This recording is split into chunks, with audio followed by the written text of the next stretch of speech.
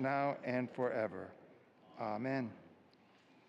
And as Pastor Susie said, this month we are focusing on stewardship. If you are new among us, we don't talk about this all the time, just about 3 weeks in October. And I'm going to invite Marilyn Paul, our treasurer, to come forward to share a few words with you. And as she makes her way forward, more hands need to go up the next time we say, who's ever seen The Big Lebowski? There needs to be more. Okay, that was better. Okay, abide.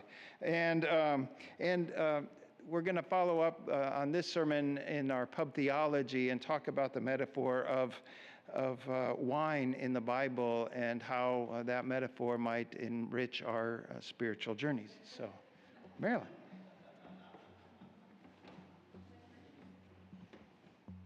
Good morning. Well, it is indeed the beginning of our stewardship campaign. And you should have all received letters and pledge sheets in the mail this past week. And if you haven't, please check with the office and we'll be sure to get you one. I want to make sure that you all know Ruth Rawlings. So Ruth, stand up. Ruth is the financial secretary, and as such, she is responsible for all incoming monies. So Ruth is the person that you will seek counsel with if you have any questions or concerns or just want to chat with her about this next year and your giving. So thanks, Ruth, for being such an important part of the finance team.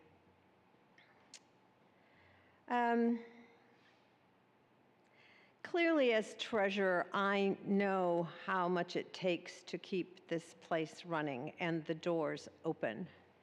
And I could spend my time up here this morning telling you many of the bills that will come this next year and how important your giving is. But what I really feel that I want to address is why I give. And I give because of God's abiding presence here in this congregation. And this past year, I have struggled. I have been overwhelmed. I have been anxious. And through it all, so many of you have been by my side. Many of you know that my friend Phyllis passed this year, and I was responsible for managing that care, and Nurse Carolyn Remley was by me every step of the way in managing hospital and nursing care.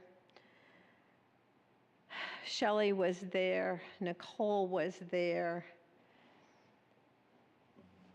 I had responsibility for COA that month, and I just looked at Linda Munzer, and before I knew it, Linda and Holly and Steve and Mitch and Pam all took that responsibility away from me and handled it with just such grace. Shelley's been by my side through Phyllis, through my husband's illness this past week. She and Ruth actually helped me bring a bed down from upstairs and get it onto the main floor. Marilyn Sue, bless you out there in TV land. She sends her abiding love and encouragement to me. Just thank you. To George for stepping in to sign checks when somehow I can't do my responsibility that week. To Christy, who takes care of my body, which is so desperate need as all of this tension builds up. To the community formed in Pastor Susie and Libby's classes, where we get to at least have time to stretch our minds when it seems like everything else is taking over. To Jeff and Darlene and Rob, who are my wise, sage advisors, people I know I can always turn to and get answers and consults. To Jen and her parish outreach. to Amy and Maud and Barbara and Mary and Judy and Jeanette and Amber and Joan. It's just amazing every time you come together and provide such a beautiful, beautiful hosting and service to those who are in need and grieving. To Diane, who does flowers, to John and Linda and John, both the Johns out there who are there to be gracious and welcome people and visitors into our doors.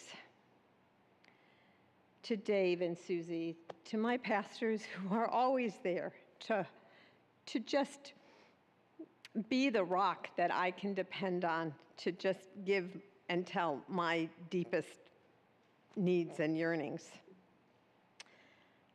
To 12 choir members giving 3 hours up on a Saturday to come and sing for one of their own as we remember her life.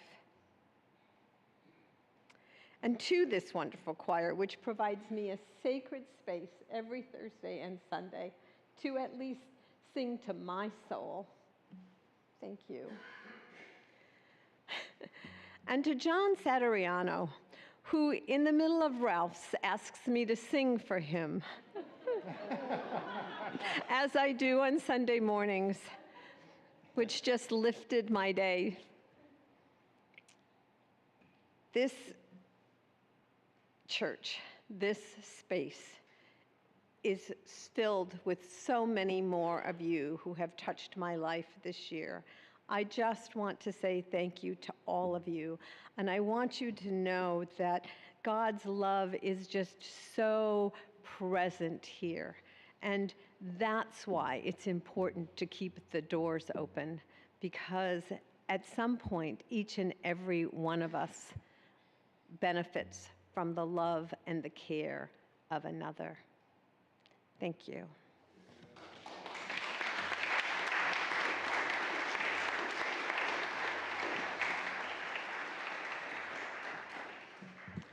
Thank you, Marilyn, for your eloquence and heartfelt sharing about what this congregation means. It's God's love made visible in this world, not just abstract about what we might believe, but how we enact it and carry it out with each other. So let us now give of our offerings for the continued ministry of this congregation.